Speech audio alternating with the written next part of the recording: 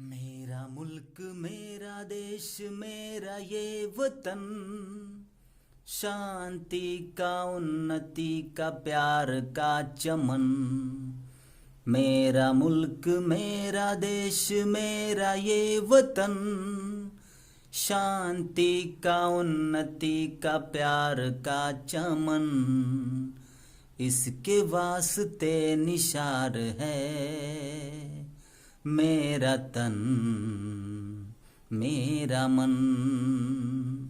ऐ वतन ऐ वतन ऐ वतन, जाने मन जाने मन जाने मन। जय हिंद दोस्तों, आज मैं आपके लिए सेकेंड वर्ल्ड वॉर, द्वितीय विश्व युद्ध से संबंधित कुछ जानकारी लाया। तो उम्मीद करता हूं कि मैं ये इस टॉपिक को आपको अच्छे से क्या करूं, समझा पाऊं। तो आइए शुरू करते हैं। इससे पिछली क्लास में हमने आपको बताया था कि यूरोप महादेश में 1914 ईस्वी में प्रथम विश्व युद्ध की शुरुआत हो गई, जो 4 वर्ष तक चली। 37 देशों ने भाग लिया। 2 गुटों के बीच हुआ था, धुरी गुट और मित्र गुट। और आपको उसमें हमने ये भी बताया था कि मित्र गुट की जीत हुई और धुरी राष्ट्र की क्या हुई, हार हुई। और तमाम जीते हुए देशों ने हारे हुए देशों के साथ क्या किया, अपमानजनक संधि किया। जिसमें सबसे जो अपमानजनक संधि था वो था वर्साई की अपमानजनक संधि। और आपको उस समय हमने आपको ये भी बताया था कि द्वितीय विश्व युद्ध में प्रथम विश्व युद्ध के ही तार क्या है, जुड़े हुए। तो आइए हम इसको समझने का क्या करते हैं, प्रयास करते हैं। जैसा कि आपको पता है, द्वितीय विश्व युद्ध कब शुरू हुआ, तो 1939 से 45 ईस्वी तक यह चला। 1939 से 45 ईस्वी तक चला। कितने वर्ष तक चला, 6 वर्ष तक चला। कितने देशों ने इसमें भाग लिया, 61 देशों ने लगभग भाग लिया। यह युद्ध भी किस धरती पर हुआ, तो यूरोप महादेश की धरती पर हुआ। और इसमें जो लोगों की जाने गई है वो 8 से 8.5 करोड़ लोगों की क्या हुई है, जान गई है।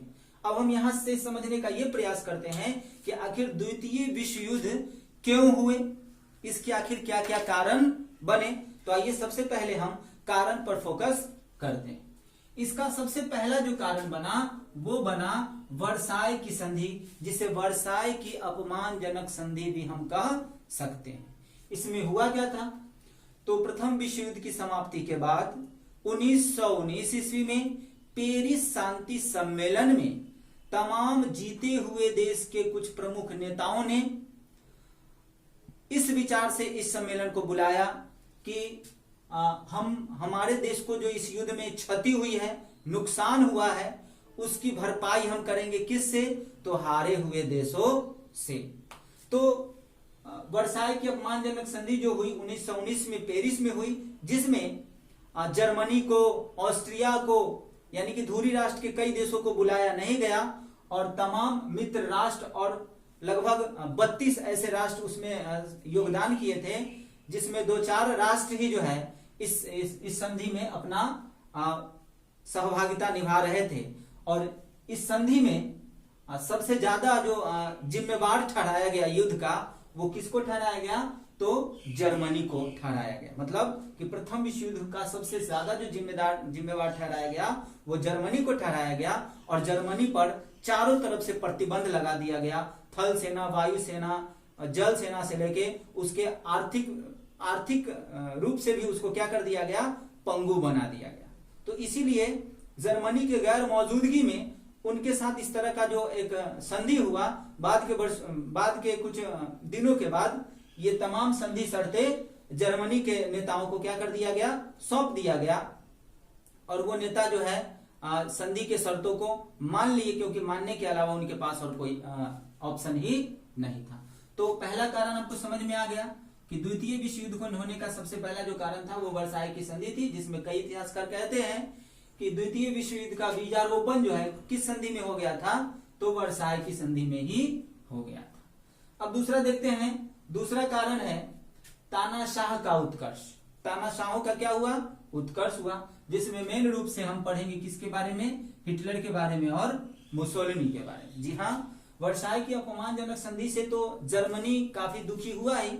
जर्मनी के लोगों में अपने इस संधि के प्रति, अपने देश के हार के प्रति काफी दुख था, लेकिन उस समय जर्मनी में इस तरह का कोई ताकतवर व्यक्ति नहीं था कि इस संधि का कोई जवाब दे सके।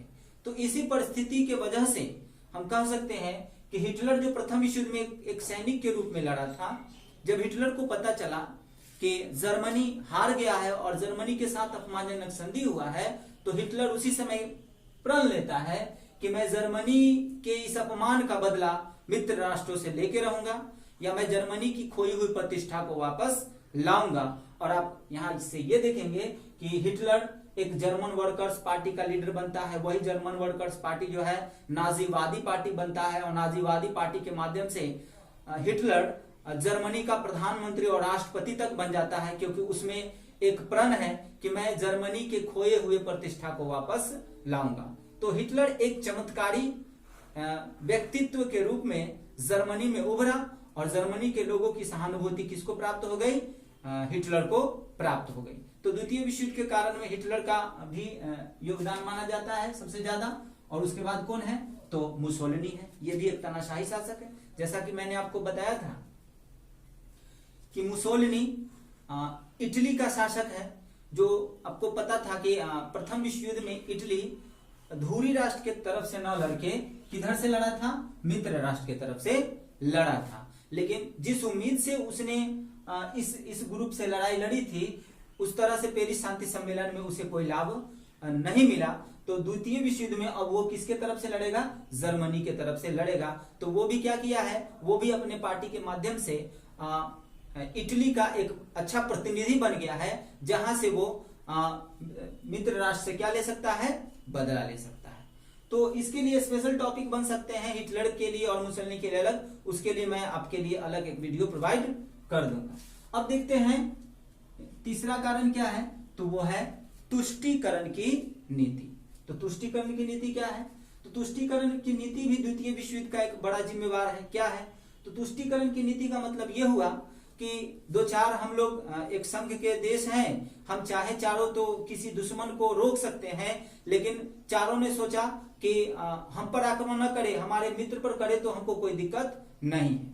मतलब ये हुआ कि ये तुष्टीकरण की नीति को अपना लिए। मतलब इंग्लैंड और फ्रांस ये चाहता था कि हिटलर रूस पर आक्रमण करे, रूस को खत्म कर दे, और इस वजह से ये उसको बढ़ावा देते चले गए। और जब इनको समझ में आया कि अब हिटलर को रोकना चाहिए, तब तक काफी क्या हो चुका था? देर हो चुका था। हिटलर कई देशों को रौंदता आगे बढ़ता जा रहा था। तो एक तुष्टीकरण की नीति भी द्वितीय विश्व युद्ध का कारण में आ गया। अब देखते हैं चौथा कारण क्या है, तो वो साम्राज्यवाद का बढ़ता क्या है? विस्तार है। साम्राज्यवाद क्या है? तो वही मजबूत देश कमजोर देश को अपना क्या बना रहा है? गुलाम बना रहा है। तो प्रथम विश्व युद्ध के बाद इसमें कमी नहीं आई, बल्कि और क्या हो गया? बढ़ गया। पहले के साम्राज्यवादी देश तो इसको बढ़ावा दे ही रहे हैं, अब ये देश भी तेजी से विभिन्न छोटे छोटे और कमजोर देश को जीत के वहां पे अपना साम्राज्य क्या कर रहे हैं? स्थापित करते जा रहे हैं, और ये कुछ कर नहीं पा रहे हैं। तो ये साम्राज्यवादी भी प्रतिस्पर्धा भी द्वितीय विश्व युद्ध का एक क्या बन गया? कारण बन गया। अब देखते हैं कि नेक्स्ट कारण क्या है।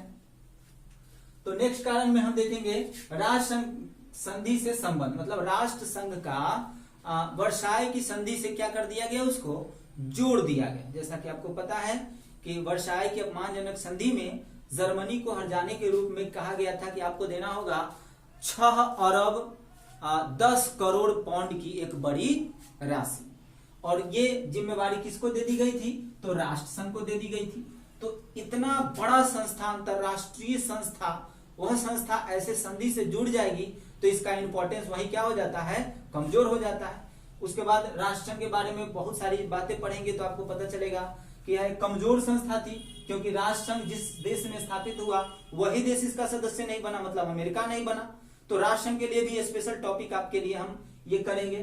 तो यहां से केवल ये पढ़ते चलते हैं क्या कि द्वितीय विश्व युद्ध के कारण में क्या क्या आते हैं। तो ये तमाम कारण पहले से चली आ रही थी, 100 कारण है। अब देखते हैं कि तात्कालिक कारण क्या हुआ जिसके वजह से द्वितीय विश्व युद्ध क्या हो गया? शुरू हो गया। तो तात्कालिक कारण में नाम आता है जर्मनी का पोलैंड पर और इटली का अबिसिनिया पर आक्रमण। जी हाँ, ये वो वर्ष है, यानी कि ये वर्ष है 1939 का, जिस वर्ष जर्मनी ने पोलैंड पर और इटली ने अबिसिनिया पर क्या कर दिया, आक्रमण कर दिया। और तब मित्र राष्ट्रों ने जो है जर्मनी और इटली के खिलाफ युद्ध करना क्या कर दिया, शुरू कर दिया। और पुनः फिर विश्व दो गुटों में बटा। कौन कौन? एक धुरी गुट जो चलते आ रहा था वो, और पुनः फिर मित्र गुट चलते आ रहा था वो। यानी कि दिमाग ये रखना है कि प्रथम विश्व युद्ध दो गुटों के बीच हुआ, यही गुट है, और द्वितीय विश्व युद्ध भी इसी गुट के बीच हुआ, वह भी यही गुट है। बस थोड़ा सा ये पढ़ लेना है कि प्रथम विश्व युद्ध में इटली इधर से लड़ा था तो अभी इधर से ही लड़ेगा, और जापान जो इधर से लड़ा था तो जापान अब चल जाएगा इधर। ठीक है, तो विश्व युद्ध क्या हो चुके हैं, शुरू हो चुके हैं दोनों गुटों के बीच। यह 6 वर्ष तक चला, 61 देशों ने भाग लिया, लगभग 8.5 करोड़ लोग इसमें क्या हुए, मारे गए। और इस युद्ध के समाप्ति के बाद आपको पता है कि पुनः फिर विश्व शांति को स्थापित करने के उद्देश्य से विश्व के कुछ प्रमुख देशों के प्रमुख नेताओं ने पुनः फिर जो है सम्मेलन करके 24 अक्टूबर 1945 ईस्वी में संयुक्त राष्ट्र संघ की क्या की, स्थापना की। जी, जो आज तक हम कह सकते हैं कि अपने उद्देश्य में क्या है, सफल है, क्योंकि अभी तक इसके समय में थर्ड वर्ल्ड वार नहीं हुआ। अब देखते हैं हम यहाँ पे ये कि द्वितीय विश्व युद्ध से आखिर प्रभाव क्या पड़ा। तो प्रभाव को मैंने इधर मेंशन किया, इधर देख सकते हैं। द्वितीय विश्व युद्ध के बाद औपनिवेशिक शासन का क्या हुआ, अंत हुआ। क्योंकि 1945 में संयुक्त राष्ट्र संघ की स्थापना हुई, तो इस संस्था के द्वारा पहला स्टेटमेंट यही दिया गया कि जो भी पहले से साम्राज्यवादी देश हैं, जो अपना उपनिवेश बनाए हुए हैं, वो जल्द से जल्द अपने उस देश से अपना उपनिवेश खाली करके अपने देश क्या हो जाए, लौट हो जाए। और उसी के बाद हम कह सकते हैं कि गुलाम देश धीरे धीरे तेजी से क्या होने लगा, आजाद होने लगा। कुछ देश तो अपने स्वतंत्रता आंदोलन को चला करके भी आजाद हुए, लेकिन बहुत सारे देश जो है संयुक्त राष्ट्र संघ के इस अच्छे कारनामों की वजह से क्या हुए, आजाद हुए। तो प्रभाव में ये आप समझ गए। दूसरा जो फांसीवाद का अंत, फांसीवाद वही मुसोलिनी जो इटली से संबंधित है, उनके पार्टी का क्या हुआ, अंत हुआ, उनके सिद्धांत का क्या हुआ, अंत हुआ। इधर आपको पता है कि 1945 ईस्वी में ही हिटलर अपने आप को अपने बंकर में आत्महत्या कर लिया है, क्योंकि 1945 ईस्वी में सोवियत रूस अपनी सेनाओं के साथ जर्मनी के लगभग प्रदेशों को क्या कर लिया था, जीत लिया था। तो इसी डर से हम कह सकते हैं कि हिटलर ने अपने आप को क्या कर लिया, गोली मार लिया। तो वही है। अब तीसरा क्या है, तो सोवियत संघ और अमेरिका की ताकत में क्या हुई, वृद्धि हुई। क्योंकि आपको पता है कि द्वितीय विश्व युद्ध के तत्काल बाद ही विश्व दो खेमों में बटा। एक सोवियत गुट जिसका नेतृत्व रूस करने लगा, और एक पूंजीवादी गुट जिसका नेतृत्व कौन कर रहा था, अमेरिका कर रहा था। और इसी दोनों गुटों के बीच एक युद्ध चला जिसे हम शीत युद्ध के नाम से जानते हैं। तो शीत युद्ध से संबंधित भी वीडियो अपलोड है, उसको आप देख सकते हैं। और चौथा जो है वह है साम्यवाद का प्रसार। साम्यवाद का प्रसार का मतलब क्या हुआ कि सोवियत संघ किस सरकार के और किस व्यवस्था के प्रसार प्रचार पर बल दे रहा है, तो साम्यवाद। और इसी साम्यवाद और पूंजीवाद के बीच एक युद्ध चला था जिसे हम शीत युद्ध के नाम से जानते हैं। तो साम्यवाद का क्या हुआ, तेजी से प्रसार हुआ।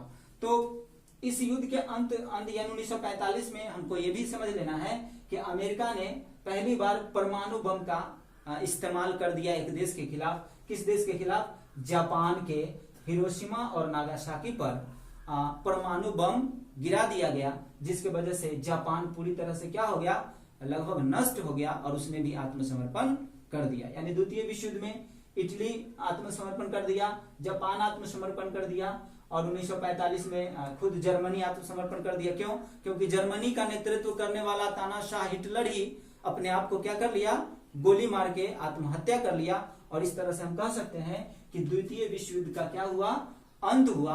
और द्वितीय विश्व युद्ध का सबसे बड़ा जो परिणाम निकल के आया, वो निकल के आया 24 अक्टूबर 1945 ईस्वी में एक अंतरराष्ट्रीय संस्था की स्थापना, जिसे हम संयुक्त राष्ट्र संघ के नाम से जानते हैं।